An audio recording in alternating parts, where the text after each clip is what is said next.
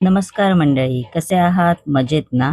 आज आपण उपवासाची बटाटा पुरी ही घरच्या घरी कशी बनवायची ते पाहणार आहोत. चला तर रेसिपीला सुरुवात करायची आहे. इकडे मी बाउलमध्ये असे उकडलेले बटाटे घेतले आहेत 3. ते असे किसून घेतलेले आहेत. त्यानंतर ह्याच्यामध्ये वरीचं पीठ घालून घ्यायचं आहे 1 कप. त्यानंतर ह्याच्यामध्ये चिली फ्लेक्स घालून घ्यायचा आहे, लाल तिखट मसाला घालून घ्यायचा आहे, जिरं घालून घ्यायचं आहे, चवीनुसार मीठ घालून घ्यायचं आहे.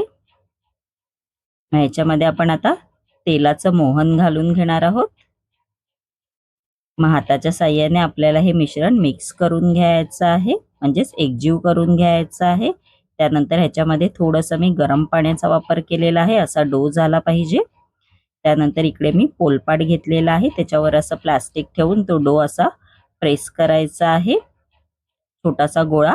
मग असं लाटण्याच्या साहाय्याने असं लाटून घ्यायचं आहे.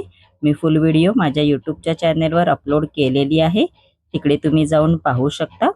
मग असं त्याला पुरीचा आकार द्यायचा आहे. तेल गरम करायला मी आधीच ठेवलं होतं. आपण आता हे तेलामध्ये तळून घेणार आहोत. हाय टू मीडियम फ्लेमवर आपल्याला ह्या तळून घ्यायच्या आहेत पुऱ्या. मस्तपैकी अशा टमटम फुगलेल्या आहेत, बघू शकता तुम्ही. आपली उपवासाची बटाटा पुरी तयार झालेली आहे, बघू शकता तुम्ही. माझी ही रेसिपी जर तुम्हाला आवडली असेल आणि अशाच नवनवीन युनिक रेसिपी जर तुम्हाला माझ्या चॅनलवरती पाहायच्या असतील तर नक्की माझ्या चॅनलला लाईक, शेअर आणि सबस्क्राईबर करायला विसरू नका. धन्यवाद.